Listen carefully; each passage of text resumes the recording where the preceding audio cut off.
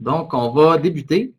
Bienvenue à tous. Merci d'être là donc, pour ce webinaire mensuel, deuxième saison, édition numéro 1. Donc, dans le fond, aujourd'hui, ce qu'on va voir au programme, les nouvelles de la rentrée ou les actualités en lien avec la rentrée scolaire. On va passer ensuite au truc du mois. On vous a écouté un peu aussi dans les sondages. Vous allez voir, le truc du mois fait référence à Paye et GRH cette fois-ci. Donc, des petits trucs qu'on peut vous donner. J'ai la présentation d'un nouveau membre de la GRIX, donc un nouvel employé. Je dis nouveau, là, mais il est ici depuis la fin du mois de mai. Et les dates de notre prochain rendez-vous. Donc, les petites nouvelles de la rentrée scolaire. Donc, qu'est-ce qu'il va y avoir? Ben, d'abord, je vais vous parler de la formule des webinaires qui a été modifiée un peu. On va le voir par après. Les différents projets qui sont en cours aussi sur Mosaic AX, le volet ressources humaines. Donc, il y a 3 projets présentement qui sont en cours. La feuille de route du mois de septembre, du mois d'octobre pour nos équipes de travail et les différentes formations qui sont à venir à l'automne, autant sur PGRH que sur Mosaic AX. Donc, au niveau des webinaires mensuels, la formule a été revue et corrigée suite au sondage qui a été envoyé. Je pense que c'était à la fin du mois de juin ou quelque part au mois de juin.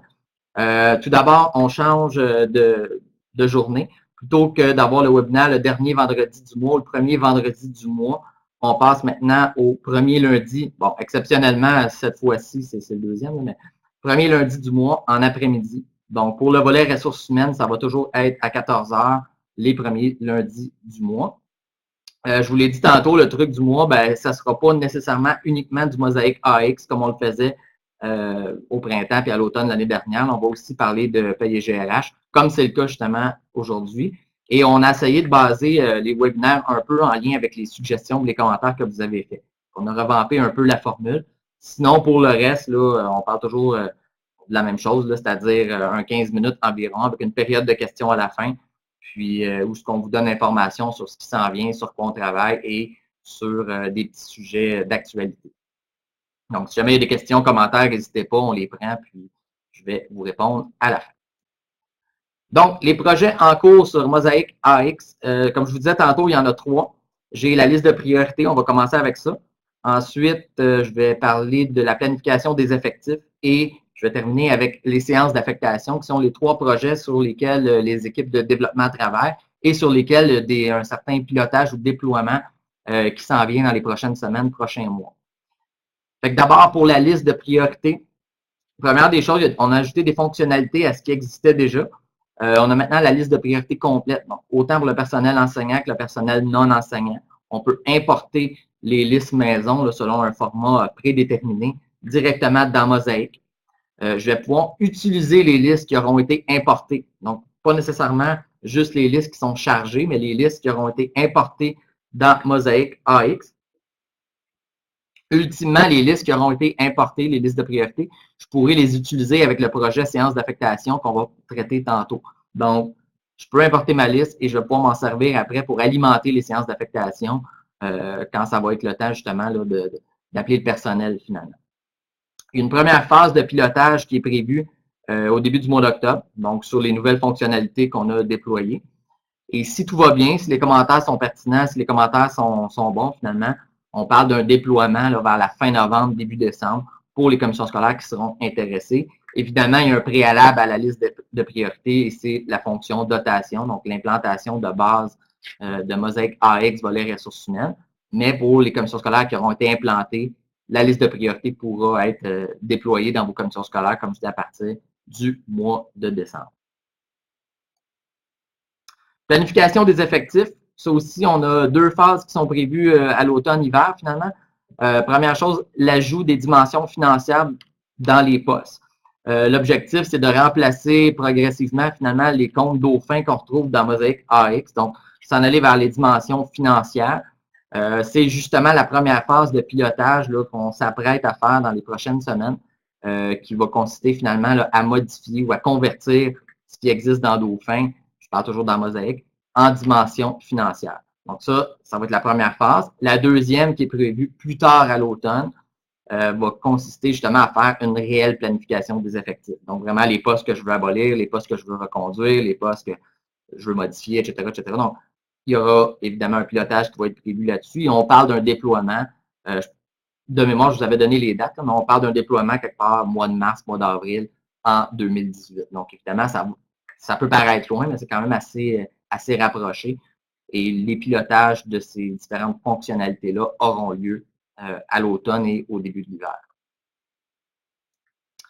Pour ce qui est de la séance d'affectation ou les séances d'affectation, les nouvelles fonctionnalités, en fait, le tableau de saisie rapide en fonction des paramètres que j'importe dans la séance d'affectation. Maintenant, l'affichage en salle pour les séances simples. Ceux qui utilisent les séances d'affectation dans Paye GRH, ça va peut-être vous parler, là, quand je vous parle du tableau bingo entre parenthèses, c'est un peu l'équivalent qu'on a ramené dans Mosaic. Donc, c'est disponible. Ça peut être utilisé, là, comme je dis, pour les séances simples. Et on a aussi le tableau de bord qui permet d'automatiser ou finalement de faciliter les mouvements de personnel. Concrètement, ce que ça veut dire, c'est que si j'octroie un poste à quelqu'un ou si quelqu'un est affecté sur un poste durant une séance d'affectation, je ne suis pas obligé d'effectuer tout le mouvement par les assistants qui existent déjà dans Mosaic. Je pourrais le faire par des actions rapides durant la séance d'affectation, ce qui va me permettre finalement de faciliter mon travail ou pour la personne qui est à la saisie des affectations. On peut aussi produire les contrats et les lettres d'embauche durant une séance d'affectation ou à la fin de la séance d'affectation. Donc, tous ceux qui auront eu des nouveaux postes ou qui auront eu des ajouts de postes ou des modifications, on pourra produire finalement les contrats et les lettres d'embauche directement suite à la séance d'affectation. Il y a une première phase de pilotage encore là qui est prévue là, à la mi-octobre, fin octobre, par certaines commissions scolaires directement cette année. Donc, ça aussi, on parle d'un déploiement quand même dans les prochains mois là, pour ce qui est de la séance d'affectation. Donc, ces trois fonctionnalités-là qui s'imbriquent un peu ensemble, on parle évidemment d'une implantation progressive là, à compter de 2018 pour ces nouvelles fonctions-là. Si jamais il y en a qui veulent avoir plus d'informations là-dessus, que vous soyez ou non sur Mosaic, ça me fera plaisir de répondre à la fin là, où vous pourrez communiquer directement avec moi par rapport à ça. Maintenant, la feuille de route du mois de septembre. Commencer avec les implantations Mosaic AX. Donc, la commission scolaire du FER et la commission scolaire du Lac-Abitibi sont les deux commissions scolaires qu'on implante sur Mosaic AX pour le volet dotation. Donc, ça commence dès cette semaine pour les ateliers et les différentes mises en production de ces commissions scolaires-là. Pour ce qui est de PERCOS 2017, c'est parti. Les formations commencent demain. Donc, demain, je suis à Québec personnellement pour commencer les formations PERCOS 2017. Je vais vous parler des changements tantôt. Là, il y a quelques changements, dont un assez important. On y reviendra dans quelques secondes. Aussi, l'équipe va travailler sur s'approprier finalement les nouveaux projets dans Mosaic, ce que je vous ai parlé tantôt. Ça fait quand même beaucoup de fonctionnalités qui rentrent en même temps. Donc, l'équipe doit se l'approprier pour, évidemment, être en mesure de le déployer dans les prochaines semaines. Il y a plusieurs petites formations aussi sur demande qui ont été demandées là, par différents clients. Donc, les formateurs, évidemment, vont être sur la route. Il y a des formations générales qui s'en viennent aussi plus tard à l'automne, soit le calendrier, le fonds de pension, entre autres. Donc, on va tranquillement commencer à travailler là-dessus là, dès le mois de septembre. Et la dernière nouvelle, on prépare la transition du départ de Léo Fournier. Donc, ceux qui connaissent Léo, Léo s'en va à la retraite dans, je pense, c'est 17 jours, quelque chose de 16 ou 17 jours. Donc, c'est quand même bientôt. Donc, on effectue la transition, le transfert de connaissances. Après plusieurs années de loyaux services, Léo va s'en aller. Donc, pour ceux qui le connaissent, vous pourrez faire un petit bonjour. Comme je vous dis, là, il reste 15 ou 16 jours de travail là, avant sa retraite prévue au début du mois d'octobre. Donc, pour les formations à venir, excusez, parce que j'ai vu un commentaire rentrer. Pour les formations à venir, vraiment septembre, début octobre, là, je ne me tire pas plus loin pour le moment.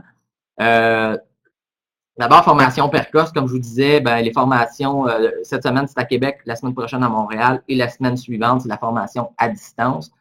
Il y a un changement majeur cette année, c'est au niveau du mode de transmission. Donc, ceux qui connaissent un peu PERCOS, il n'y aura plus de transmission par TSF. La transmission va se faire directement par le système de paie. Je vais en parler un peu en formation, mais il va y avoir plus d'informations à venir dans les prochaines semaines. Les tests sont pas tout à fait finis là, avec le ministère, donc j'attends des nouvelles de l'équipe de développement là-dessus. Soyez assurés, cette année, normalement, ça ne devrait plus être TSF qui va être utilisé pour le transfert de l'information à Québec. Autre chose, il y a des petits changements mineurs là, avec tout ce qui est arrivé l'année dernière sur, entre autres, les conventions collectives, les rétros des cadres, les primes. Donc, quelques petites modifications au niveau des types de rémunération, entre autres. Mais on parle de changements mineurs. Vraiment, la nouveauté cette année, ça va être le mode de transmission qui est modifié. L'autre formation générale, c'est la formation sur la CDPDJ. Donc, formation sur la collecte de la CDPDJ, la loi 143. C'est une formation à distance, une demi-journée. C'est ma collègue Mélanie Verville qui est fraîchement arrivée. Encore là, on parle d'une arrivée au mois de juin. Et non, ce n'est pas Mélanie qui est avec moi aujourd'hui. Je vous vends le punch tout de suite, mais ça va être la première formation qu'elle va donner à distance. Donc, vous aurez la chance de la connaître dans les prochaines semaines, prochains mois, là, pour ce qui est de Mélanie Verville. Le truc du mois, comme je vous disais, plutôt que de vous faire une démo sur Mosaïque cette semaine, un petit truc sur Mosaïque, on va aller dans Paye et GRH. Pourquoi? Parce que j'ai eu des questionnements, j'ai eu des commentaires là-dessus. Je vais vraiment y aller avec un truc simple pour commencer. Peut-être qu'il y en a qui connaissent déjà, peut-être que non. Je vais juste vous partager mon écran.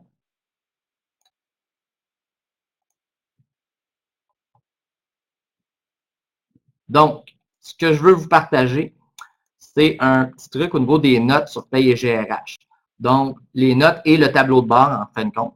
Je vais me servir d'un dossier d'actualité, je vais me servir de Percos, en fait. Pourquoi je parle des notes?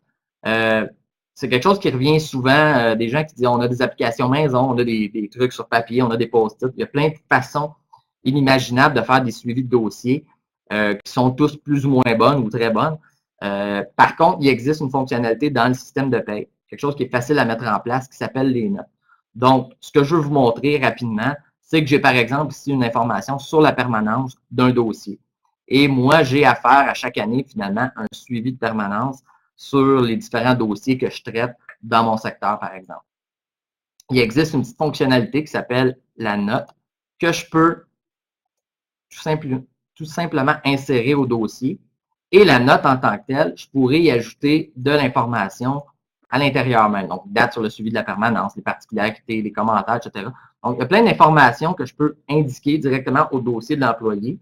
Et ce qui devient intéressant avec cet outil-là, oui, il y a la note en tant que telle, mais c'est le suivi que je peux en faire. C'est-à-dire que je ne suis pas obligé de noter à quelque part que je vais avoir dans un an à faire un suivi de permanence sur le dossier de la personne en question qui est ici. Ce qui devient intéressant à ce moment-là, c'est que dès l'ouverture de Paye et GRH,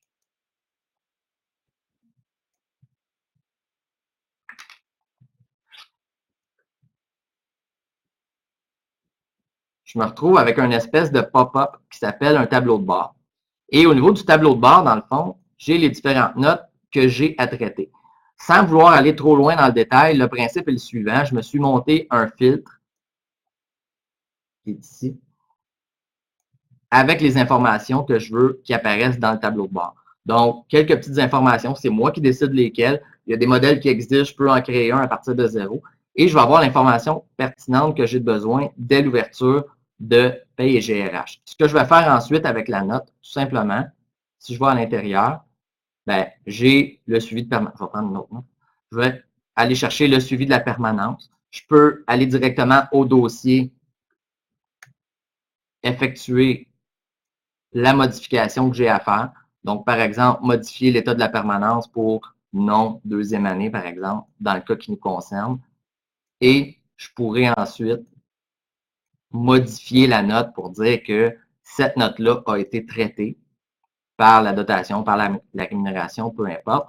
Et ce qui va devenir intéressant, c'est qu'à partir de ce moment-là, au niveau de mon tableau de bord, la prochaine fois que je vais réouvrir Paye et GRH, ben, le tableau va se mettre à jour automatiquement. Donc, la note que j'aurai traitée n'apparaîtra plus. La note que je n'aurai pas traitée ben, va rester à l'intérieur de mon tableau de bord tant et aussi longtemps que je ne la traiterai pas.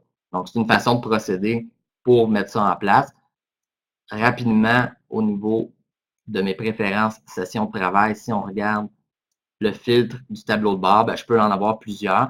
Donc, je vais prendre le filtre qui me concerne et c'est celui-là qui va s'appliquer directement à l'ouverture de Paye et GRH. Donc, un petit truc rapide comme ça. Je m'en ai servi dans le cas de la permanence. Je peux m'en servir à plein d'autres choses, que ce soit la scolarité des enseignants, que ce soit le fonds de pension, que ce soit des impôts, peu importe.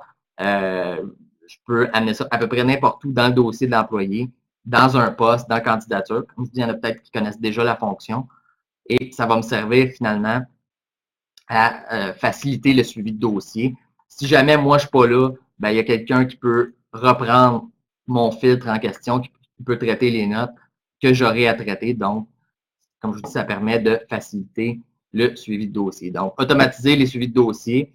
Le tableau se rafraîchit automatiquement à l'ouverture de paye GRH. Comme j'ai dit, ça peut servir dans plusieurs modules, plusieurs fonctions. C'est très facile à mettre en place et il y a une formation sur demande qui peut être faite. C'est une demi-journée à distance, pas plus. Des fois, on le fait quand on implante candidature, suivi des absences aussi, on en glisse quelques mots. Mais la formation en tant que telle sur les notes, pour les CS qui s'en servent, c'est vraiment un outil qui peut être utile. Comme je vous dis, une demi-journée, c'est pas long, puis ça se met rapidement en place là, une fois que la formation aura été suivie. Donc, je vais passer la parole à mon collègue. Je vous reviens avec le mot de la fin. Donc, M. Claude Aubry va venir se présenter à vous. Puis, moi, je reprends le collier tout de suite après.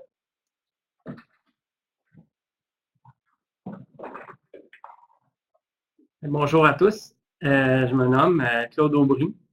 Ça fait environ 3 mois que je suis à la GRIX. Avant, j'ai été pour une CS pendant environ une dizaine d'années.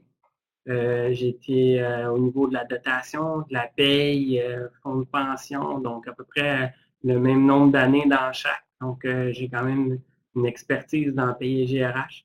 Et en venant travailler ici à la GRIX, ben, je souhaitais amener mon expertise ici pour aider les autres utilisateurs dans les autres commissions scolaires.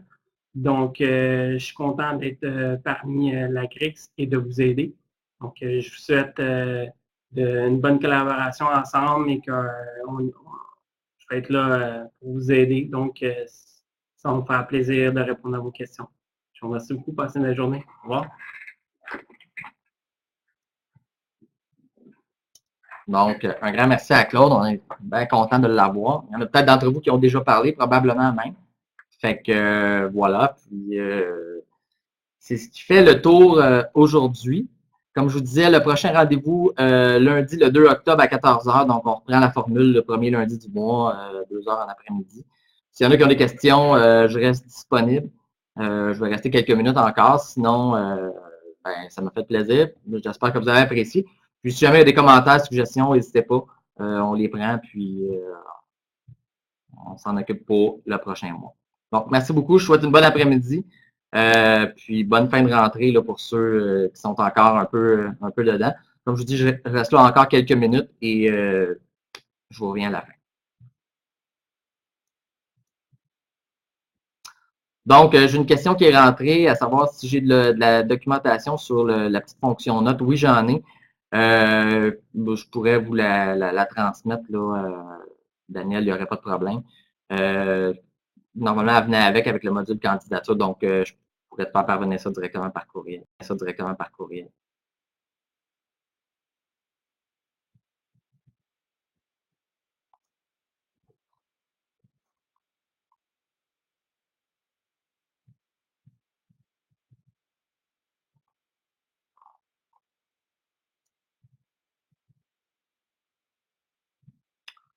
Il y a des notes standardisées, il y a des notes contextuelles, ça peut être des notes libres.